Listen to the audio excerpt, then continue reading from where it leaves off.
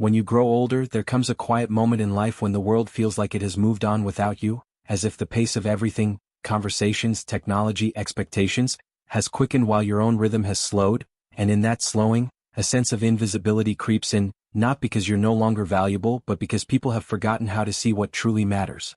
But in this chapter of your life, there is one simple act that holds more power than almost anything else. A daily walk, not just a walk in the physical sense, but a sacred ritual of reclaiming presence, power, and purpose. The act of walking, slowly, intentionally, thoughtfully, is not just about movement but about returning to yourself, step by step, breath by breath, memory by memory. It is in these walks that thousands of seniors across the world rediscover the strength that time has not taken, the dignity that age cannot erase, and the peace that rush and ambition can never buy. This walking ritual is not about going far or fast. It's about going inward while going forward. It's about showing yourself each day that you are still capable of beginning, still capable of choosing direction, still capable of witnessing the world change and choosing not to be left behind, not because you race to catch up, but because you root yourself deeply into the now. With each footfall on familiar paths or new trails, you are not just walking, you are declaring, I am still here. I am still aware. I am still worthy of fresh air, of sky above me, of earth beneath me, of motion within me. The world may tell you that you are slowing down, but in truth, you are finally matching the rhythm of life that matters. Not the artificial speed of deadlines and noise, but the eternal pulse of seasons, winds, birdsongs, and moments too sacred to be rushed. And as you walk, you begin to listen, not just to the leaves rustling or the distant hum of life, but to yourself, to the whisper of your soul reminding you of who you were, who you still are, and who you are quietly becoming. You begin to remember the child who used to run for no reason other than joy, the parent who walked the halls at night to calm a baby, the partner who strolled beside someone they loved, the worker who moved through life with purpose. All of that lives inside you still, and every walk brings it closer to the surface. Every step is a reunion with the parts of yourself you feared were lost. You may not walk fast. You may need to pause often. But these pauses are not failures, they are reflections. They are moments when the world holds its breath and waits for you to notice something beautiful. A flower blooming in a crack in the pavement. A child waving from a window. The way sunlight lands softly on a bench. A bird watching you as if it remembers your face.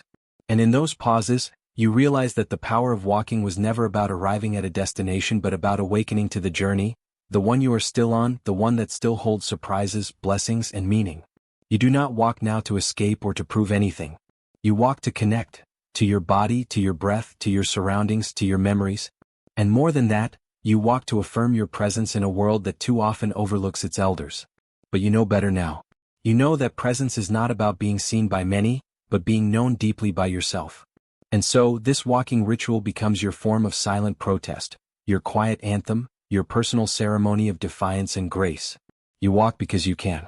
You walk because you choose to.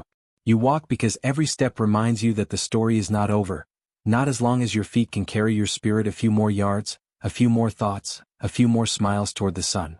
And in these sacred strides you find something no doctor, no machine, no invention can give, the feeling of being whole, being grounded, being alive not because someone told you so, but because you feel it, raw and real, with every movement forward. And so each day that you rise and put one foot in front of the other, whether it's to the gate, to the corner, or simply around the room, you are participating in something far greater than a habit. You are walking your way back to the forgotten art of noticing, of being fully where your feet are. Because for so many years, life pulled you forward with expectations, demands, tasks, and distractions. You walked with urgency, with obligation, with burdens heavier than your own body could carry. But now, in this sacred season of life, you walk for yourself. You walk to remember who you are without roles, without deadlines, without noise. And in that remembering, you begin to witness things that youth often misses. You see how the light shifts through the trees depending on the hour. You hear your own breath and realize it's a song of survival, a testament to the thousands of days you've lived through. You begin to understand that peace doesn't live in the absence of movement, but in the presence of intentional movement. That walking, when done slowly and consciously, becomes a ritual of emotional cleansing.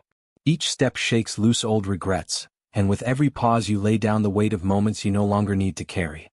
You are not just walking, you are shedding the heaviness of years and embracing the lightness of now. And in this rhythm, this inward pilgrimage, you may find tears, yes, but also laughter. Memories rising like birds startled from still water. The smile of someone long gone echoing in the rustle of the wind. A lesson you learned too late, finally arriving in silence.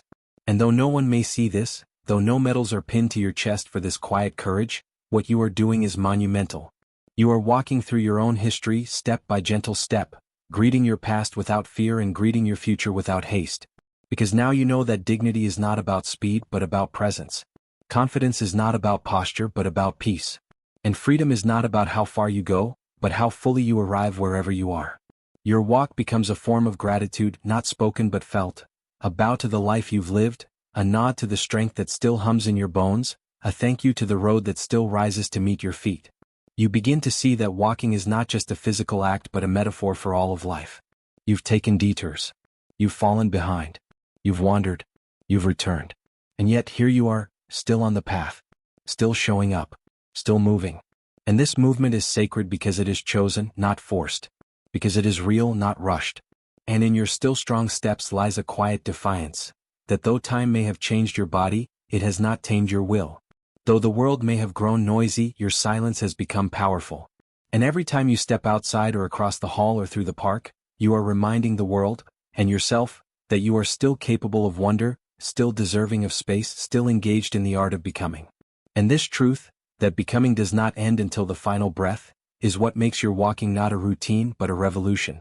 Because in a world obsessed with youth and achievement, you walk slowly and with grace, reclaiming every moment as worthy, every breath as gold, every gaze at the horizon as a promise that something beautiful is still possible. And so you continue, not chasing, not escaping but embracing, with each footfall, a new chapter, with each pause, a prayer, with each stretch of quiet path, a space to be wholly, simply, powerfully yourself.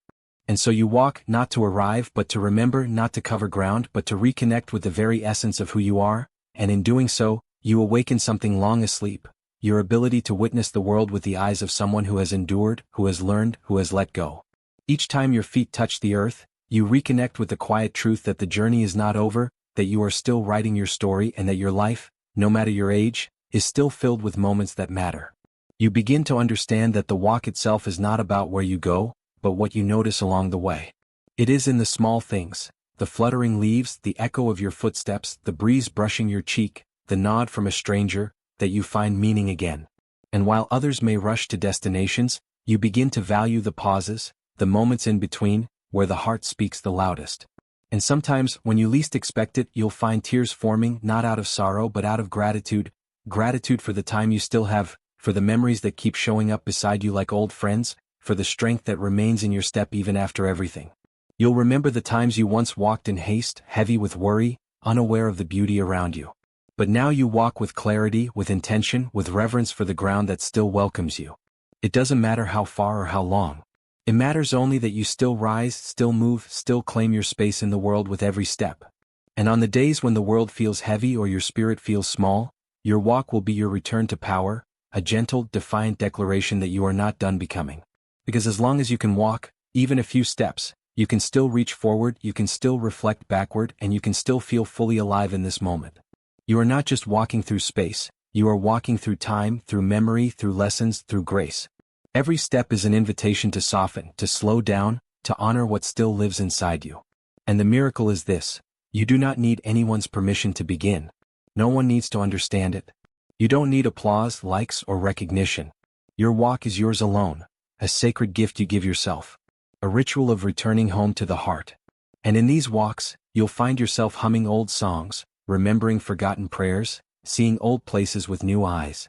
The world hasn't changed but you have. You see with more depth now. You feel with more tenderness. You carry more wisdom in your bones than any book could hold. And so your walk is no longer just a practice. It becomes a philosophy, a spiritual exercise in patience, presence, and peace. Others may ask why you do it. They may say, what's the point? But you know the truth. The point is presence. The point is the pause. The point is being fully alive even when the world tells you to sit still and disappear. And you won't listen. You'll lace up your shoes or shuffle with quiet dignity, and remind the world that you are still here, still witnessing the sky, still feeling the wind, still becoming, still worthy of movement and moments and meaning. And in your walk there is no finish line. There is only return. A return to breath. A return to being.